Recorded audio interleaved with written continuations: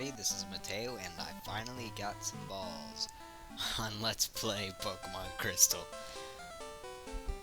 Oh, God. Sure, let's go with that one.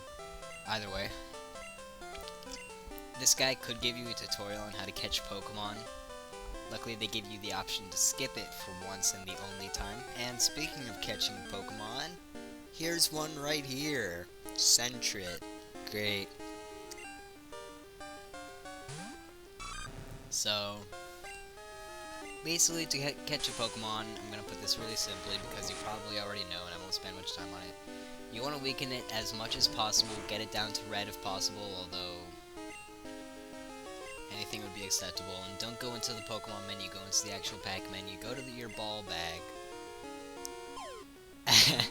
and throw a Pokeball and hope it shakes 3 times and then clicks, which it didn't there. So yeah, that's basically what we're going to be doing this entire run. We're still going through story, of course. Also, excuse me, I'm drinking some fruit punch because I personally don't drink soda. I don't really like it, but I don't know why, I just don't. But I am drinking something, so excuse me, my throat has been really bothering me lately, so if I pause, that's most likely what it is. Come on! You're the first Pokemon I meet. You're not supposed to be this difficult to catch. Thank you! Finally.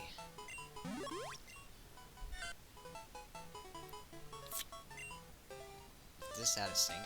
I think the video might be out of sync. Crap. Ah, well.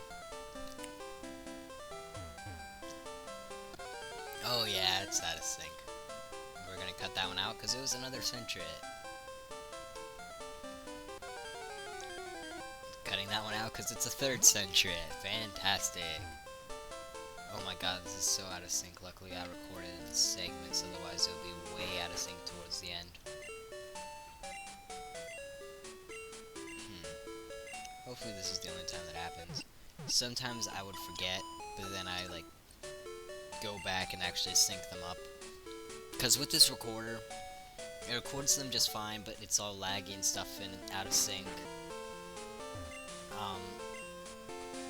Well, you know, it might not be out of sync. Never mind. I'm just going insane. Well, either way, it's out of sync, so I have to use a program called Virtual Dub to get it back into sync. And no, we are not putting the video in a sync. We are making the audio and video match right. So we're gonna catch some more Pokemon. For instance, this Pidgey. And it's also level 2. Let's go Totodile. Sure.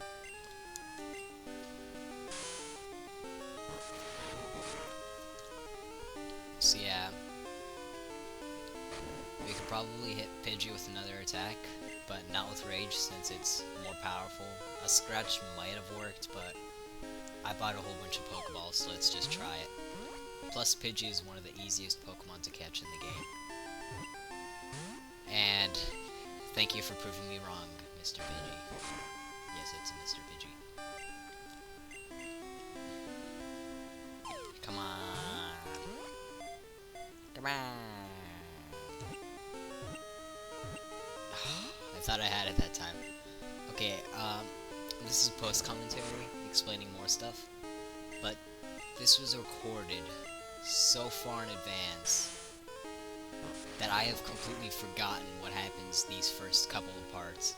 And by the time we get to the, like, part 50 or so, I would have forgotten what happened then, sort of. It was, the last few parts were very eventful because of the ending of the game and stuff like that. We were wrapping things up. It was really exciting for me. Not for you yet, because I haven't shown you yet.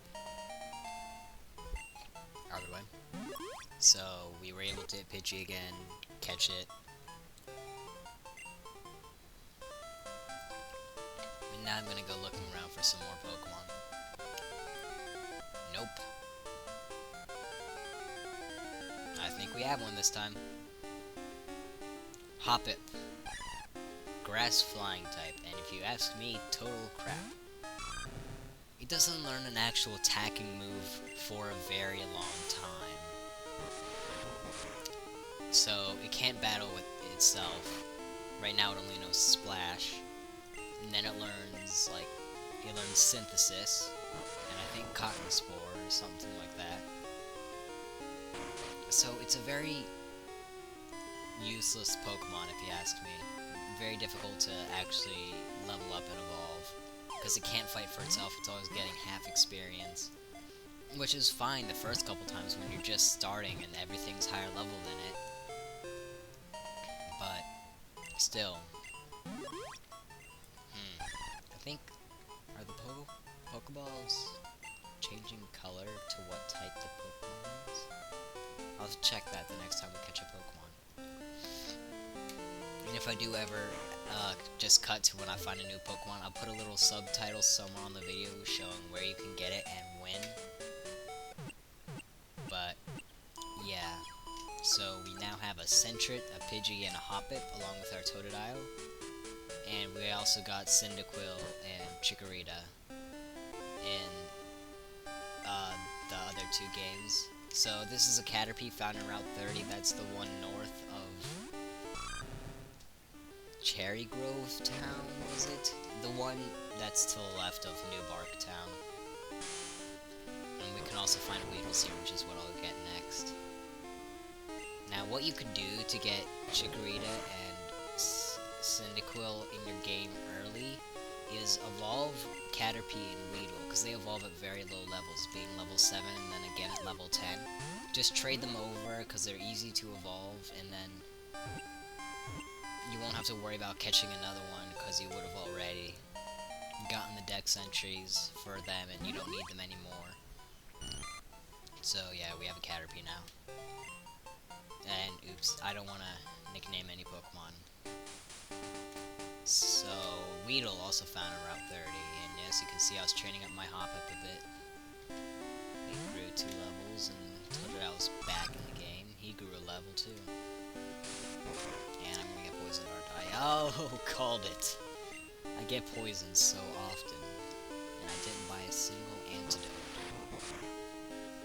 Either way, hurt by poison. And we're slower. Luckily, I'm gonna be just throwing Pokeballs at you.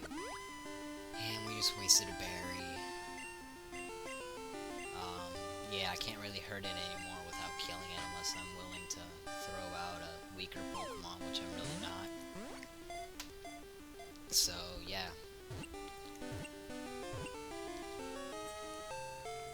Oh, first try. Okay, cool. So, now we got Weedle. Both of them bug types. I really don't like bug types in this game, in the Pokemon games, except for Scyther. Pinsir, kind of. He's okay. Scizor and Heracross, he's okay too. But what I do like about them is how fast they level up and how soon they evolve. Because as you can see, level 7 Weedle evolved into Kakuna and learned Harden. And then likewise, Caterpie grew to level 7 and is now evolving into Metapod. Notice how mature I was, and I didn't nickname my Caterpie Bingus. Also notice how mature I was with my intro.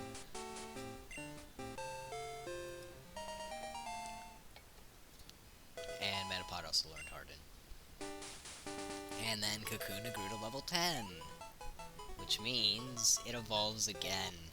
See, this is really easy. Just you wait, it'll get a lot more difficult, sort of. Well, kinda. It's not the hardest thing I've had to do.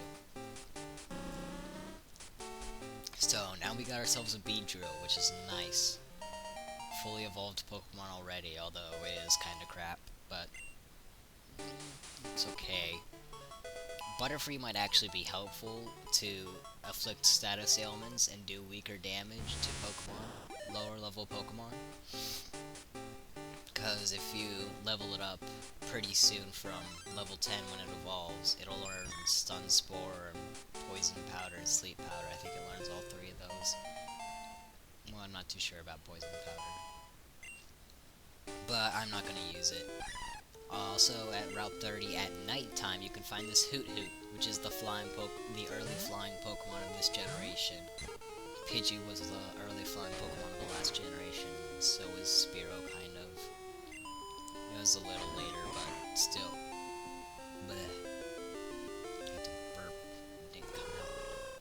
That's cool. Either way. So, also we've been leveling up Pidgey quite a bit, and Hoppip.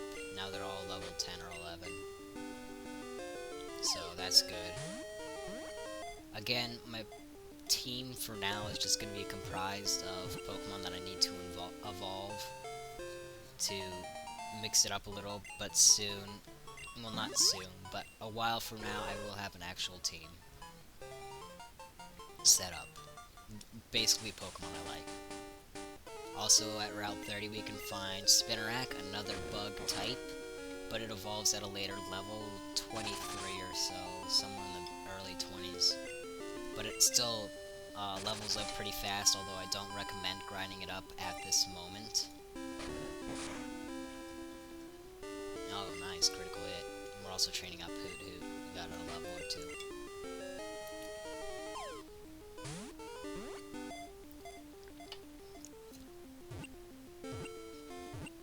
So yeah, I'm not sure, this is just a theory of mine, but I'm thinking that when when the Pokeball clicks, it will change to the color to the type of that Pokemon. So a bug Pokemon, it'll be like light green. We found a Poliwag on Route 30 at night. And Hoot Hoot's almost dead. But, oh, that didn't do much. Well, see you, Hoot Hoot. Poliwag is a pretty defensive Pokemon, I'm pretty sure. So that's why Hoot Hoot wasn't doing that much. So yeah, everybody around level 10 or so, sending out Sentret to do some minimal damage, but still keep it alive. So, yeah. Okay. This is great. Pokeball, go!